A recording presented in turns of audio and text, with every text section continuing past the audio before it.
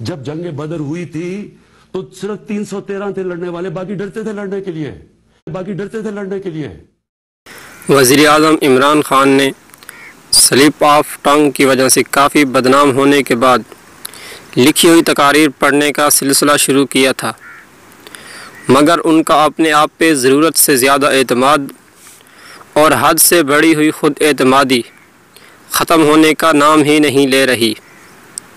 हर किस्म के मामले में अपनी खुद साख्ता और गैर दानिशमंदाना राय देना जैसे वो अपना पैदाइशी हक़ समझते हैं।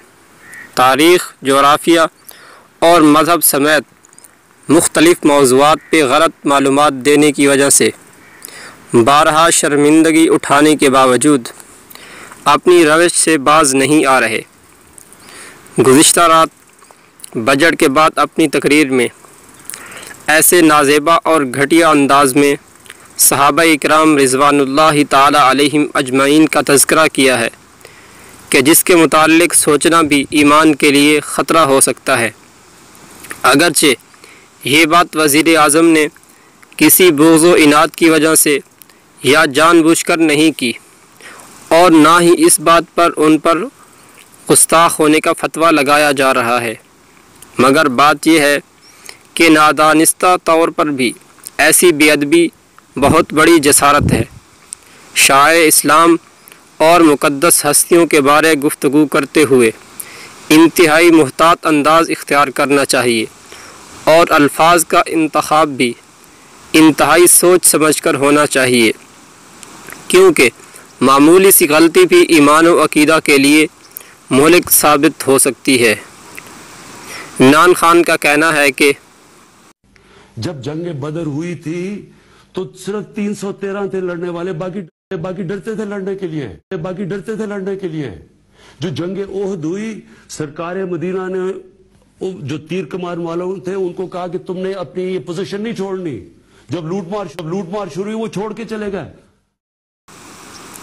माज़अल्लाह ये बात उन सहाबा इकराम के मुताल्लिक़ कहना जिन्होंने जलते हुए अंगारों पे लेटकर अपने जिस्म के टुकड़े करवा कर, आँखें निकलवा कर, चमड़ी उधड़वा कर भी नबी करीम सल्लल्लाहु अलैहि वसल्लम का साथ नहीं छोड़ा, बहुत बड़ी जसारत है।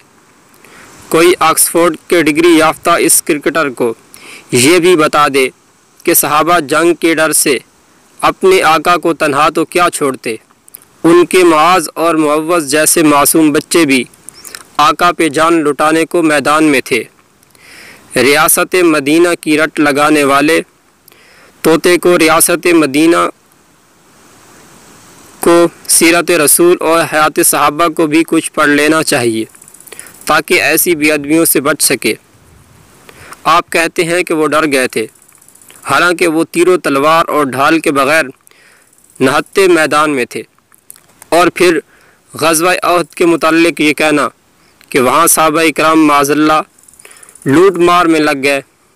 लूट मार का इल्ज़ाम सहाबा जैसी मुक़द्दस हस्तियों पे तो क्या, आज तक की किसी ऐसी मुसलमान फ़ौज पे भी नहीं लगाया जा सकता जो किसी बाअमल और बाकिरदार मुसलमान सिपा सालार की ज़ेर क़यादत हकीकी जिहाद कर रही हो।